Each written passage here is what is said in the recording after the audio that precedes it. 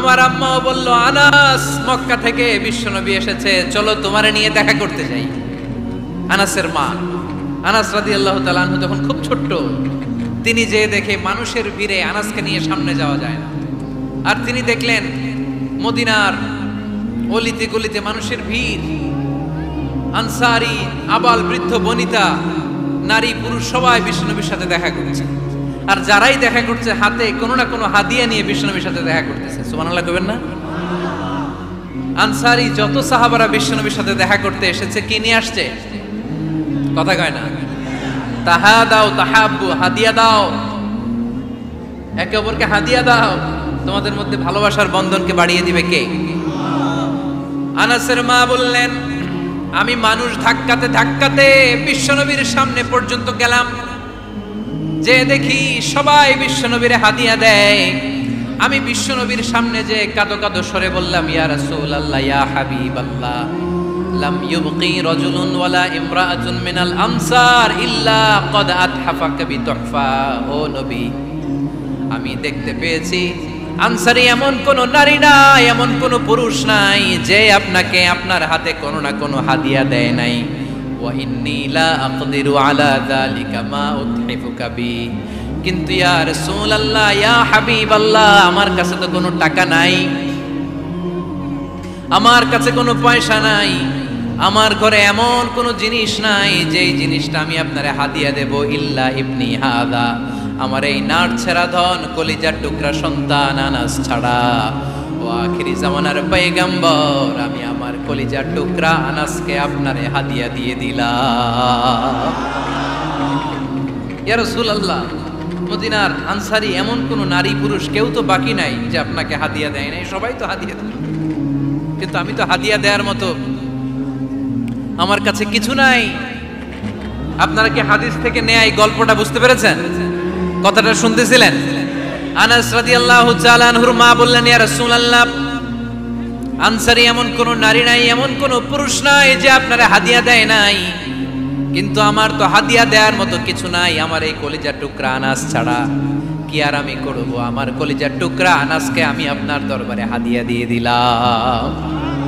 ইয়া রাসূলুল্লাহ, আমার ছেলেটারই আপনারে হাদিয়া দিলাম। খুদ হাদা ইয়াখদুমু কামা বাদালাক, আপনার যেই কাজ লাগবে, যেই খেদমতের প্রয়োজন, আপনার এই খেদমত করবে। ও নবী, আমি জানি আনাস আপনার বেশি খেদমত করতে পারবে না। আনাস আপনার মেসওয়াক এনে দিবে, অজুর পানি এনে দিবে, জুব্বা লাগলে জুব্বাটা এনে দিবে, ছোটখাটো কাজ করে আপনারে সাহায্য করবে। আমার কলিজার টুকরা সন্তানকে চিরকালের জন্য আমি আপনারে হাদিয়া দিয়ে দিলাম। আনাস রাদিয়াল্লাহু তাআলা আনহু বর্ণনা করছেন, আমি দাঁড়িয়ে দাঁড়িয়ে শুনছি আমার আম্মা বলছে আমি নাকি বিশ্বনবীর জন্য হাদিয়া। সুবহানাল্লাহ পড়েন। এবার খেদমত শুরু করলো সাইয়েদনা আনাস। ছোট্ট মানুষ কি আর করবে, কতটুকু খেদমত আর করতে পারবে? বিশ্বনবীর মেসওয়াকটা এনে দেয়। সুবহানাল্লাহ পড়েন। বিশ্বনবীর আতরের শিশিটা এনে দেয়, বিশ্বনবীর জাইতুনের তেলের বোতলটা আগিয়ে দেয়, বিশ্বনবীর জামাটা প্রয়োজনে বিশ্বনবীর হাতে এনে দেয়। সাইয়েদনা আনাস বলেন, আমি 1 বছর নয়, 2 বছর নয়, 5 বছর নয়, 7 বছর নয়, 10 বছর বিশ্বনবীর খেদমত করেছি। ফামা দরাবানি, 10 বছরে একদিনও তিনি আমারে মারে নাই। সুবহানাল্লাহ। একদিন আমার গায়ে হাত তোলে নাই, হাত তোলা তো দূরের কথা, ওয়ালা সাব্বানি, কোনোদিন গালি দেয় নাই, ওয়ালা আবাসা আলা ওয়াজহি, কখনো বিরক্তি সরে ভ্রু কুচকে আমার দিকে বিশ্বনবী কোনোদিন তাকায় নাই। সুবহানাল্লাহ পড়েন। কোনোদিন আমার গায়ে হাত তোলে নাই। আরে হাত তোলা তো দূরের কথা, আমাকে ধমকি পর্যন্ত দেয় নাই। ধমকি দেয়া তো দূরের কথা, আমরা অনেক সময় বিরক্ত হয়ে ভ্রু কুচকাই না। এরকম বিরক্তি হলে আমরা কারোর প্রতি বিরক্ত হলে কি হয়? কপাল ভ্রু কুচকে ওঠে, ঠিক কিনা? সাইয়েদনা আনাস বললেন, কোনোদিন মারে নাই। খাদেম বলতেছে, খাদেম, বড় সাহেবের রিপোর্ট কার থেকে নিতে হয়? হয় খাদেম, নয় দারোয়ান, নয় ঘরের কাজের মেয়ে, তা না হলে ড্রাইভার। বিশ্বনবীর খাদেম বিশ্বনবীর ব্যাপারে কি কমেন্ট করছে? মা সাব্বানি ওয়ালা জারাবানি ওয়ালা আবাসা ফি ওয়াজহি। এই 10 বছরের খেদমতের জিন্দেগিতে কোনোদিন বিশ্বনবী আমারে মারে নাই, গায়ে হাত তুলে নাই। আরে হাত তোলা তো দূরের কথা, একটা ধমকও দেয় নাই। আরে ধমক দেয়া তো দূরের কথা, বিরক্তির সুরে ভ্রু কুচকে আমার দিকে কখনো তিনি তাকায় নাই। চিল্লায় বলো সুবহানাল্লাহ। আর আজকে মাইক পেলে মানবতা মানবাধিকারের কর্মী, কি সুন্দর কথা বলে, উইমেন রাইটস এর কথা বলে, শিশু শ্রম নিয়ে কথা বলে, আর বাড়িতে কাজের মেয়ের গায়ের মধ্যে খুন্তি, গরম খুন্তি পিঠের মধ্যে লাগিয়ে পিঠ ঝলসিয়ে দেয়, এরকম আছে না নাই?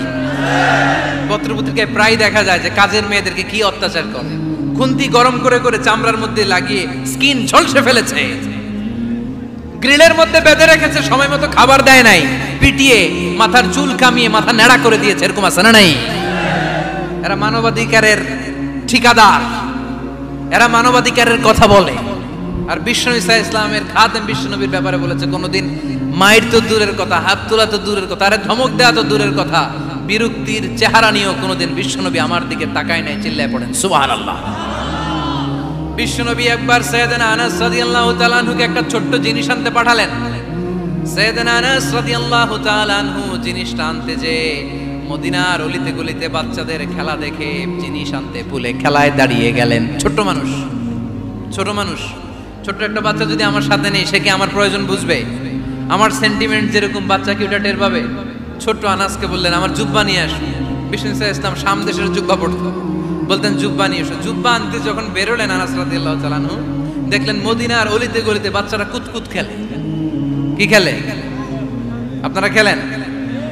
তো এই খেলা দেখে আনাস রাদিয়াল্লাহু তাআলা আনহু ভুলে গেলেন যে বিশ্বনবীর জামা আনতে হবে। উনি ভুলে যে উনিও দাঁড়িয়ে খেলা দেখতে শুরু করলেন। এখন ঘন্টার পর ঘন্টা যায়, আনাসও আসে না, জামাও আসে না। বিশ্বনবী ভাবলেন, হায় রে, আনাস মনে হয় ভুলে গিয়েছে, কি আর করা, যাই নিজের জামা নিজেই নিয়ে আসি। বিশ্বনবী বের হলেন জামা আনতে, বের হয়েই দেখে মদিনার গলিতে বাচ্চারা খেলতেছে, ওইদিকে আনাস রাদিয়াল্লাহু আনহু দাঁড়ানো। বিষ্ণু ইসলাম কিছু বললেন না, যে উনিও আনাস রাদিয়াল্লাহু তাআলা আনহুর পাশে দাঁড়িয়ে খেলা দেখতে আরম্ভ করলেন। সুবহানাল্লাহ পড়বেন না?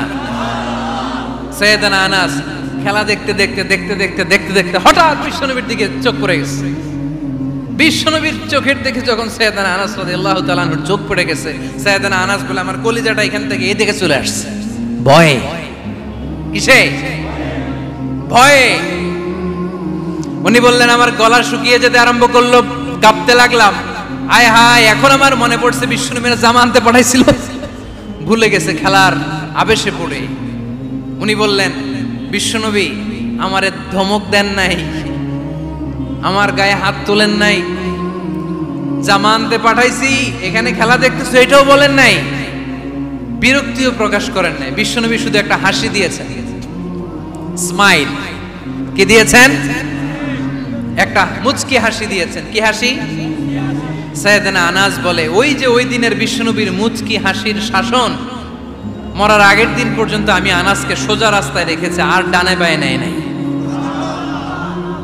শাসন করতে জানলে লাঠি লাগে না, শাসন করতে জানলে ধমক লাগে না, শাসন করতে জানলে পিট্টি দেয়া লাগে না, মুচকি হাসি দিয়েও শাসন করা যায় কি যায় না? সাইয়েদনা আনাস বললেন, কোনোদিন মারে নাই, কোনোদিন ধমক দেয় নাই, সব সময় আমাকে আদর করেছে। চিল্লায় পড়েন সুবহানাল্লাহ। এজন্য সব সময় বিষ্ণু ইসলাম শ্রমিকদেরকে ভালোবাসতেন। শ্রমে কোনো লজ্জা নাই, লজ্জা হচ্ছে অলসতায়।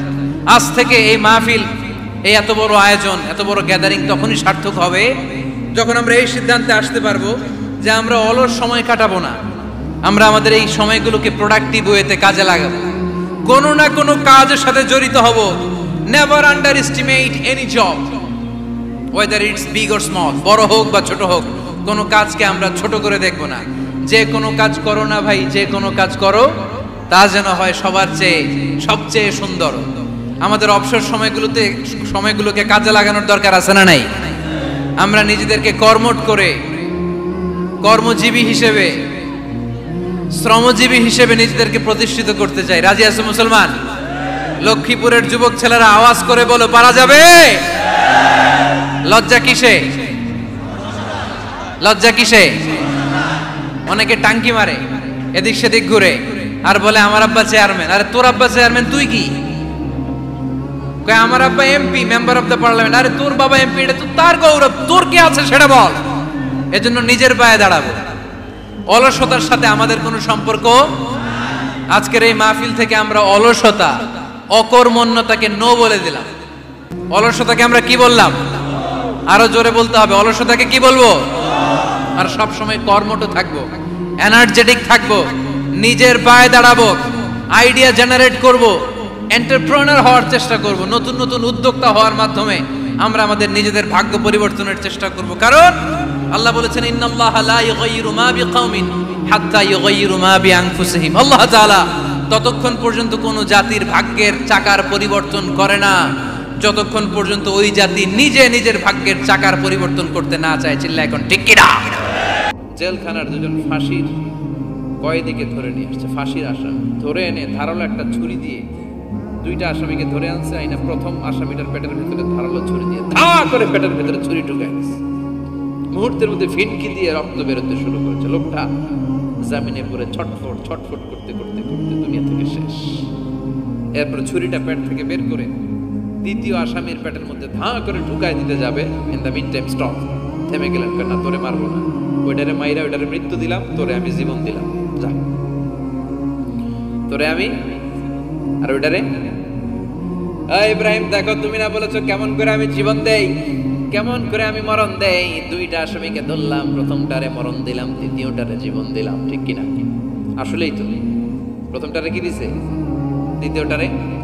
সাইয়েদনা ইব্রাহিম বলে ফাইন্নাল্লাহা ইয়াতি বিশ-শামসি মিনাল মাশরিকি ফাআতি বিহা মিনাল মাগরিব ফাবুহিতাল্লাযী কাফার। আল্লাহু আকবার।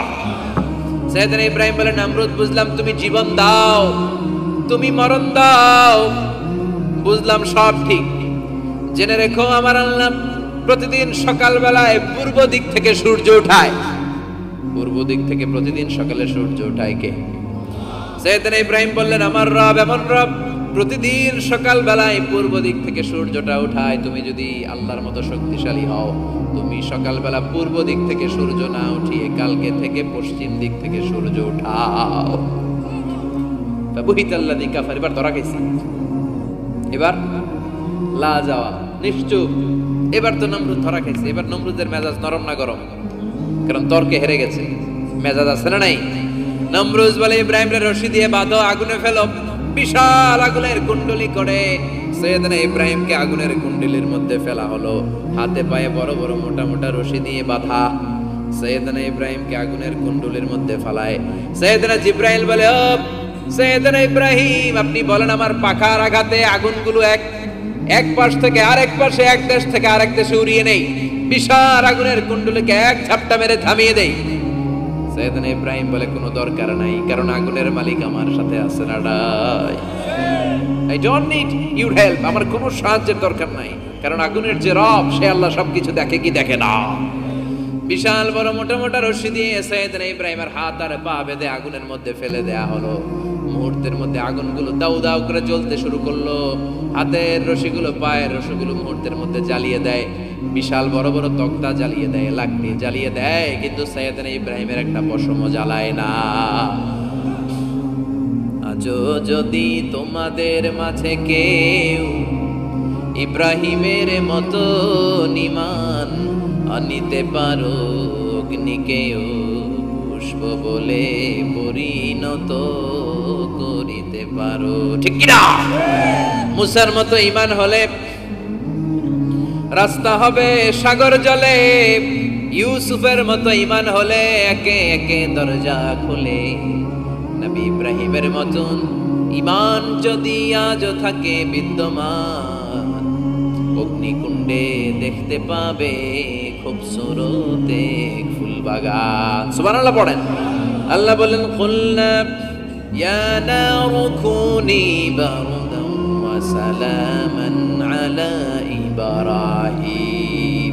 আল্লাহ বললেন আগুন দুনিয়ার শুরু থেকে তোকে একটা ধর্ম আমি দিয়েছি, যা পাবি জ্বালিয়ে ছারখার করে দিবি, কিন্তু আজকে কয়েকদিনের জন্য তোর জ্বালানোর ক্ষমতা আমি আল্লাহ কেড়ে নিলাম।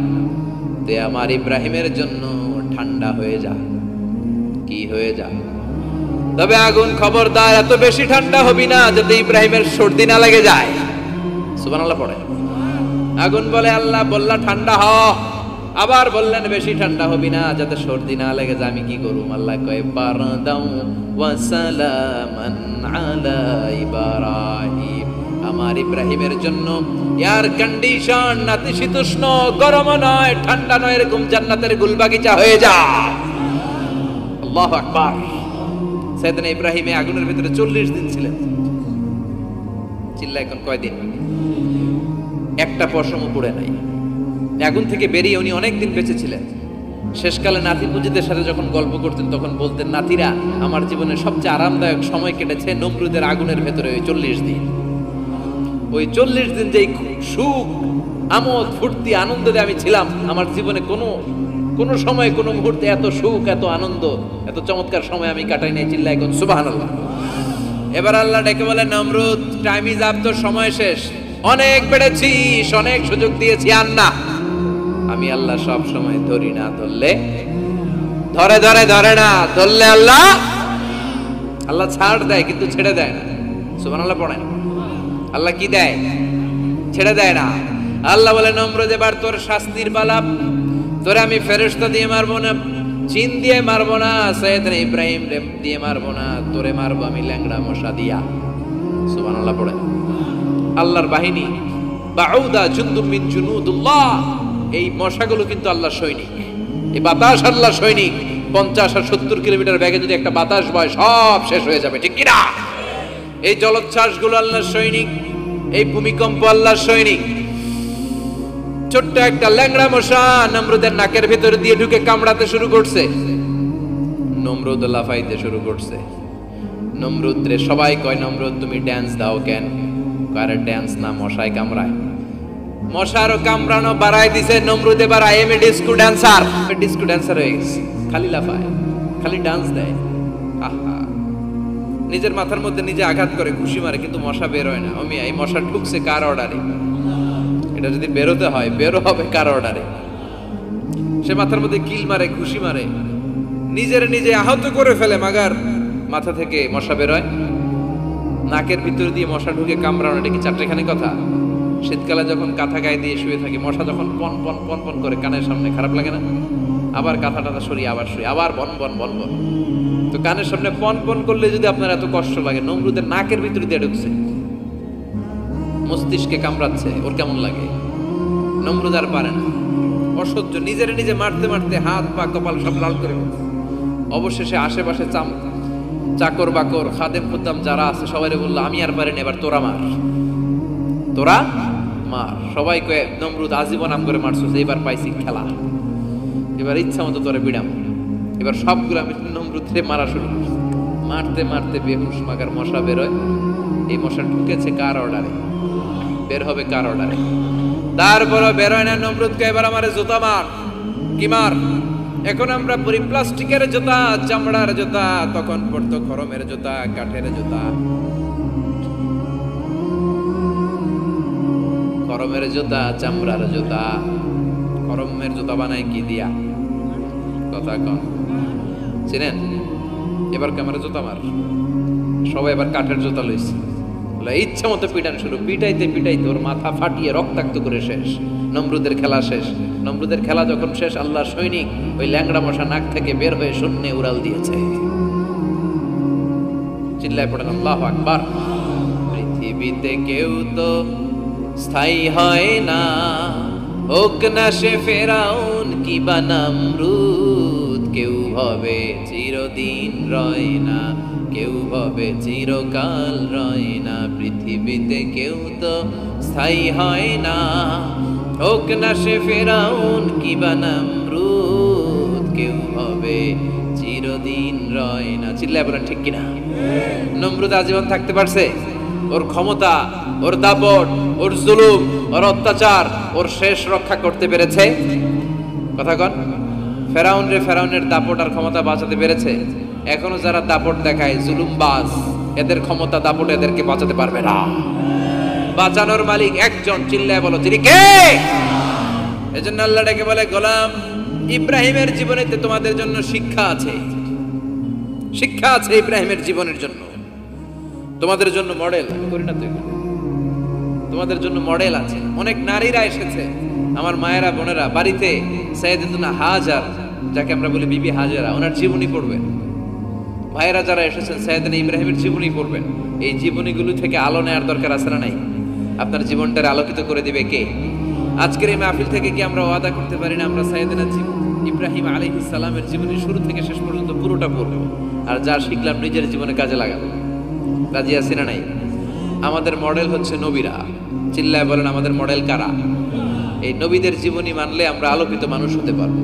এই নবীদেরকে যারা অনুসরণ করে এরা টেন্ডারবাজি করে না, চাঁদাবাজি করে না, মাস্তানি করে না, দুর্নীতি করে না, এরা 14ই ফেব্রুয়ারিতে মেয়েদেরকে নিয়ে নাচানাচি করে না, এরা দেশপ্রেমিক হয়, এরা আল্লাহওয়ালা হয়, এরা ইসলামের পক্ষের শক্তি। চিল্লায় বলেন ঠিক কিনা?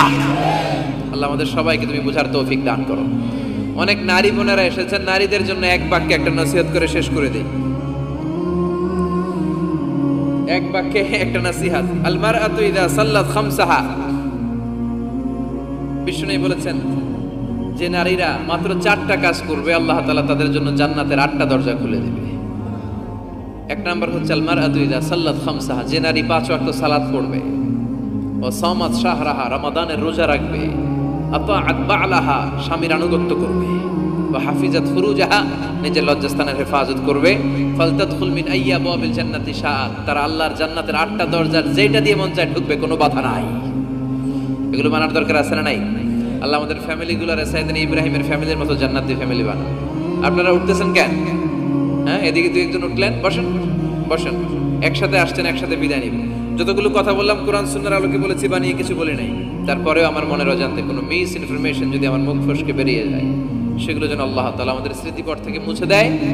আর সত্য সুন্দর হকের পক্ষে যা বললাম তার সবটুকু প্রথমে যেন আল্লাহ তাআলা আমাকে এবং আপনাদের সবাইকে আমলের তৌফিক দান করে। আমরা পড়ি আমিন।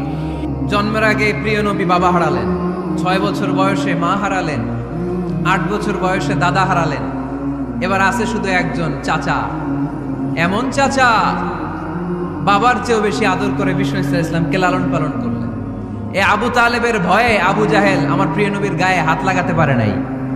তার মানে ভালোবাসায় কোনো ভেজাল? ভেজাল আদর্শে। ভেজাল কিসে? শেষ নিঃশ্বাস ত্যাগ করার আগে আবু তালেব অসুস্থ, আবু জাহেল উতবা সাইবা একদিকে, আমার নবী আরেকদিকে। আমার প্রিয় নবী বললেন, চাচা আজীবন আপনি ছাতার মতো আমাকে আশ্রয় দিয়েছেন, আজীবন আপনি বাবার মতো কোলে পিঠে করে মানুষ করেছেন, একবার শুধু আমার কানে কানে বলেন লা ইলাহা ইল্লাল্লাহ মুহাম্মাদুর, বাকিটা আমি আল্লাহর সাথে বুঝে নেব। কিন্তু আবু জাহেলও পাশে আছে না নাই? আবু জাহেল কয় না, আবু তালেব খবরদার, আজীবন যে শিরকি ধর্মের উপরে ছিলি ওইটার উপরেই থাক, বাপ দাদার ধর্মে চুনকালি মাখিস না। একবার আবু তালেব প্রিয় নবীর নুরানি চেহারার দিকে তাকায়, মনে মনে ভাবে এখনই পড়ে ফেলি কালিমা, মুহাম্মদের আদর্শই আমার আদর্শ বানায় ফেলি। আবার যখন আবু জাহেল উতবা সাইবার দিকে তাকায়, মনে মনে ভাবে না, আগের ধর্ম ছাড়তে চাই না।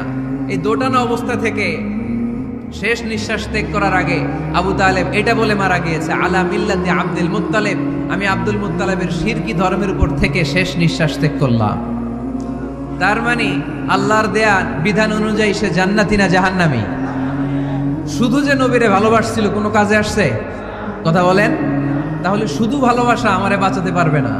নবীর ভালোবাসার পাশাপাশি আমার নবীর আদর্শ জীবনে থাকার দরকার আছে না নাই? তুমি আশেকে রাসূল, তুমি খাদ্যে ভেজাল দাও, তুমি আশেকে রাসূল, তুমি ওজনে কম দাও, তুমি আশেকে রাসূল, তুমি দেশের টাকা বিদেশে পাচার করো, তুমি গীবত করো, তুমি হিংসা করো, তুমি অহংকারীদের রাজা। তোমার এই ভালোবাসা তোমারে বাঁচাতে পারবে যদি আদর্শে দ্বন্দ্ব থাকে। আমরা আল্লাহ রাসূলকে ভালোবাসি, রাসূলের আদর্শও মেনে নিয়েছি, কারণ আমার নবীর আদর্শই আমার। কথা কি বুঝতে পেরেছেন? এজন্য রাব্বুল আলামিন বলেন, ওয়ামা আতাকুমুর রাসূলু ফাখুযুহু ওয়ামা নাহাকুম আনহু ফান্তাহু ওয়াত্তাকুল্লাহা ইন্নাল্লাহা শাদীদুল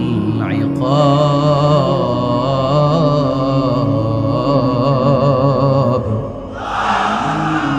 যা রাসূল নিয়ে এসেছে ধরো, আওয়াজ করে, যা রাসূল নিয়ে এসেছে, যা নিষেধ করেছে। কথা ক্লিয়ার না? একেবারে ক্লিয়ার, পানির মতো ক্লিয়ার। রাসূল যা নিয়ে এসেছে আমরা ধরব, যা নিষেধ করেছে ছাড়ব। কারণ এই রাসূলের মতো কোনো রাসূল হয়? এই নবীর মতো কোনো নবী হয়? এ নবী এমন নবী যে নবী হ্যাঁ বললে ওইটা হ্যাঁ, এটা শরীয়তে হালাল হয়ে যায়। এ নবী এমন নবী, এই নবী যদি বলেন নো, না, তাহলে ওইটা না, শরীয়তে এটার হুকুম হারাম হয়ে যায়। এ এ নবী এমন নবী যে নবী আঙ্গুল তুললে আকাশের চাঁদ ভেঙে দুই ভাগ হয়ে যায়। এ নবী এমন নবী যে নবী জমিন থেকে পা তুললে আল্লাহর আরশের দিকে মেরাজে চলে যায়। এজন্য এই নবী আমাদের মডেল। আমরা আর কাউরে মানতে চাই? আমরা আর কোনো আদর্শের দিকে তাকাতে চাই? আমার নবীর আদর্শই আমার। নবী যা নিয়ে এসেছে সেটা, নবী যা বারণ করেছে সেটা। কথাটা কার? চিল্লায় বলতে হবে মুসলমান কার? এজন্য আমার নবীর আদর্শ, এটাই আমার আদর্শ। আমার নবীর আদর্শের অনুসরণ ছাড়া কেউ কোনোদিন জান্নাতের চেহারা দেখবে না। এজন্য আল্লাহ সোজা সাপটা বলে দিয়েছেন, আমি আল্লাহর ভালোবাসা যদি তোমরা পেতে চাও আমার নবীর আদর্শ বুকে ধরো। ঠিক কিনা? কুল ইন কুনতুম তুহিব্বুনাল্লাহা ফাত্তাবিউনি ইউহিব্বুকুমুল্লাহ ওয়া ইয়াগফির লাকুম যুনুবাকুম ওয়াল্লাহু গফুরুর রহিম। আল্লাহকে যে পাইতে চায়, হযরত কে ভালোবেসে, আরশ কুরসি লৌহ কালাম না চাইতে পেয়েছে সে। ঠিক কিনা? রাসূল নামের রশি ধরে যেতে হবে আল্লাহর ঘরে। রাসূল নামের রশি ধরে যেতে হবে আল্লাহর ঘরে। নদী তরঙ্গে যে পড়েছে ভাই দরিয়াতে সে আপনি মেশে, হযরতের অনুসরণে আরশ কুরসি লৌহ কালাম না চাইতে পেয়েছে সে। ঠিক কিনা? আল্লাহর ভালোবাসা যদি চাই নবীর অনুসরণের দরকার আছে না নাই? তাহলে এটা আজকের মাহফিলের সেন্ট্রাল কথা। নবীর আদর্শই আমার। রাসূল যা নিয়ে এসেছে সেটাকে, রাসূল যা নিষেধ করেছে সেটাকে, whatever he take it, whatever he forbids, abstain from it। যা নিয়ে এসেছে আমরা ধরব, ওইটাতেই কল্যাণ, ওইটাতেই বরকত। যা নিষেধ করেছে আমরা ছাড়বো। ঠিক কিনা? এই হোক আমাদের স্লোগান। আমরা পড়ি আমিন। এজন্য এই নবী সাধারণ কোনো নবী না, এই রাসূল সাধারণ কোনো রাসূল না।